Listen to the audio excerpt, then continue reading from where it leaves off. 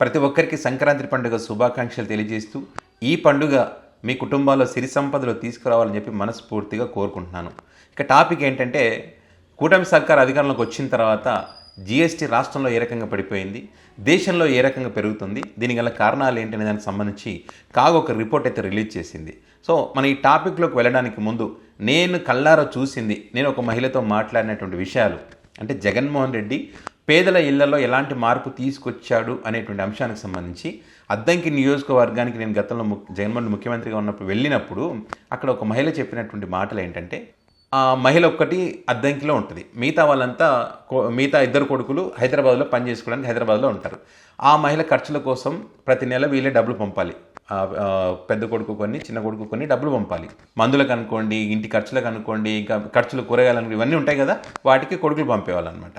So ఇట్లా సంక్రాంతి పండుగ రోజు వాళ్ళకు ఫోన్ చేసింది, కొడుకులకు ఫోన్ చేసి ఇక్కడికి రమ్మని చెప్పింది. అక్కడికి అద్దంకి రమ్మన్నది. కొడుకులు ఏంటి, నువ్వు ఉన్నది ఒక్కదానివి, మేమంతా ఇక్కడే ఉన్నాం, మళ్ళీ ఖర్చులు ఎందుకు దండగా, నువ్వే ఇక్కడికి రా అని చెప్తే, లేదు మీరే ఇక్కడికి రండి అని చెప్తే, సరే వాళ్ళ అమ్మ అడుగుతుంది కదా అని చెప్పి వీళ్ళంతా కూడా అద్దంకి వెళ్ళారు. అద్దంకి వెళ్ళిన తర్వాత సంక్రాంతి పండుగ అంటే ఆంధ్రప్రదేశ్లో ఒక ప్రత్యేకత ఉంటుంది. ఆ పిండి వంటలు కానీ, ఆ ముగ్గులు కానీ, కోళ్ళ పందేలు కానీ, కొంత హడావిడి ఎక్కువ ఉంటుంది ఆంధ్రప్రదేశ్లో.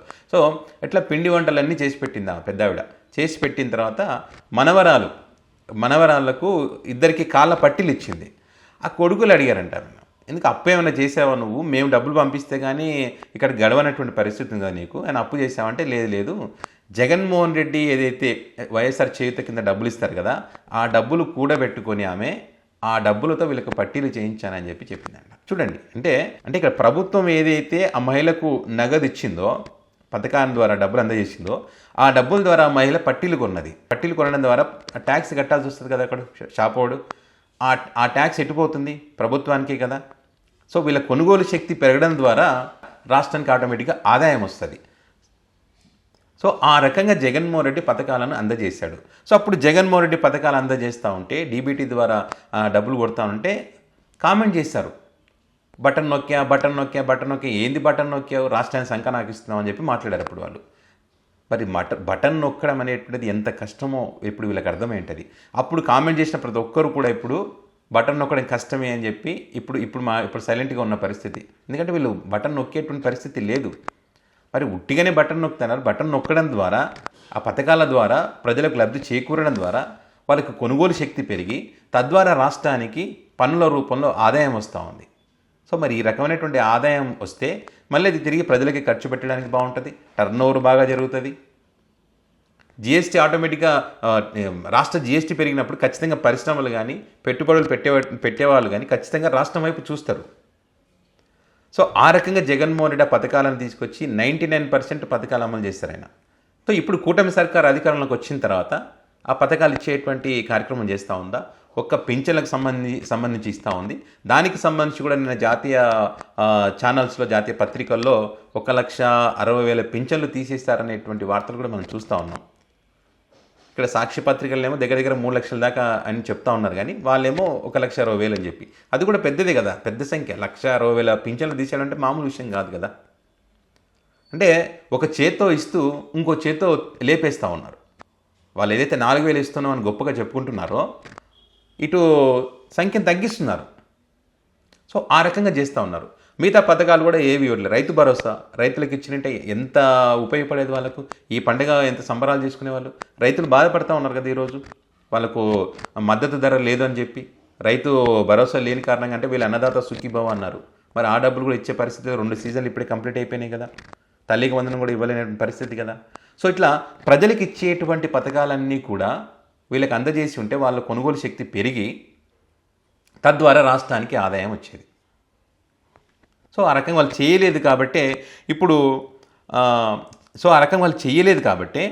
రాష్ట్రం యొక్క జిఎస్టీ ఏ రకంగా తగ్గిపోయిందని దానికి సంబంధించి 2023-24లో ఏ రకంగా ఉండేది, 2024-25లో ఎంత తేడా ఉందని దానికి సంబంధించి జూలై మాసంలో, అంటే గతంలో జగన్మోహన్ రెడ్డి ఉన్న దాంతో గతంలో 2023-24 మధ్యలో ఉన్న జిఎస్టీ జూలై మాసంలో ఇప్పటితో కంపేర్ చేస్తే -7%. అదేవిధంగా ఆగస్టుకు వచ్చేసరికి 2023-24 ఇదంతా, దానికి ఇప్పుడు 2024-25కి సంబంధించి చూస్తే -5%. అదేవిధంగా సెప్టెంబర్లో -4%, అక్టోబర్లో 12% పెరిగింది. అక్టోబర్లో బాగుంది, 12% మైనస్లో లేదు. అంటే అదేవిధంగా నవంబర్కి వచ్చేసరికి -10 ఉంది, డిసెంబర్ వచ్చేసరికి -6. సో ఈ రకంగా జిఎస్టీ తగ్గుతూ వచ్చింది. ఒక్క అక్టోబర్లో తప్ప మిగతా అంతా కూడా ఈ 7 నెలల కాలంలో జిఎస్టీ మొత్తం తగ్గుతూ వస్తుంది. సో ఈ రకంగా జిఎస్టీ అనేది తగ్గిపోయింది. సో వీటికి సంబంధించి కాగ్ రిపోర్ట్ ఏమి ఇచ్చింది దానికి సంబంధించి సాక్షిలో ఒక వార్త అయితే ప్రచురించారు. రాష్ట్రంలో 7 నెలలుగా వాణిజ్య కార్యకలాపాలు ఎక్కడికక్కడ నిలిచిపోయాయి. నాయకుల కమిషన్ల కోసం మైనింగ్ వ్యాపారాలను బెదిరించడం వల్ల కార్యకలాపాలు నిలిపివేశారు. దీంతో మైనింగ్ ప్రక్రియతో పాటు వీటి ఆధారంగా పనిచేసే పరిశ్రమలు మూతపడ్డాయి. ఉచిత ఇసుకను కాగితాలకు పరిమితం చేస్తూ కొందరు నేతలు సిండికేట్లుగా మారి ధరలను భారీగా పెంచేశారు. దీంతో భవన నిర్మాణ పనులు నిలిచిపోయాయి. ఇవన్నీ జీఎస్టీ ఆదాయంపై గణనీయంగా ప్రభావం చూపిస్తున్నాయని ఆర్థిక నిపుణులు చెప్తా ఉన్నారు. గత ప్రభుత్వం సంక్షేమ పథకాలు పారదర్శకంగా అమలు చేస్తూ ఎప్పటికప్పుడు లబ్ధిదారుల ఖాతాలో నగదు జమ చేయడం, దీంతో డిపిటీ అంటారు దాని ద్వారా డ్వాక్రా మహిళలు, రైతులు, ఎంఎస్ఎంఈలకు తగిన సహాయం క్రమం తప్పకుండా అందించడం వల్ల అన్ని వర్గాల ప్రజలు కొనుగోలు శక్తిని పెంచిందని వారు గుర్తు చేసుకుంటున్నారు. కూటమి ప్రభుత్వం సంక్షేమాన్ని పూర్తిగా విస్మరించడం, రైతు, డ్వాక్రా మహిళలు ప్రోత్సాహకాలు అందించకపోవడం వల్ల ప్రజల కొనుగోలు శక్తి తగ్గిందని పేర్కొన్నారు. ఇది జీఎస్టీ ఆదాయం తగ్గడానికి ముఖ్య కారణమని వెల్లడించారు. అదేవిధంగా రాష్ట్ర ప్రభుత్వ తీరుతో ఆదాయ వనరులు నేలచూపులు చూస్తున్నాయని, ఏపీలో సొంత పన్ను ఆదాయం తగ్గిపోయిందని, ముఖ్యంగా అమ్మకపు పన్ను, రిజిస్ట్రేషన్ ఆదాయం గణనీయంగా పడిపోయిందని ఈ విషయాన్ని కాగు తాజా నివేదికలో వెల్లడించింది. అంటే ఒక పక్క గత 6 నెలల్లో ఒక అక్టోబర్లో మినహాయిస్తే మిగిలిన ప్రతి నెలలో కూడా జీఎస్టీ వసూలు గత ఏడాదితో పోలిస్తే చాలా తగ్గాయని చెప్పి కేంద్ర ఆర్థిక మంత్రిత్వ శాఖ ప్రతి నెల విడుదల చేసిన గణాంకాలను బట్టి స్పష్టంగా తెలుస్తూ ఉంది. డిసెంబర్ నెలలో దేశవ్యాప్తంగా జీఎస్టీ వసూళ్లు 8% పెరిగితే మన రాష్ట్రంలో 6% తగ్గాయని చెప్పి ఆ అంశానికి సంబంధించి కూడా ఇక్కడ వార్త ప్రచురించడం జరిగింది.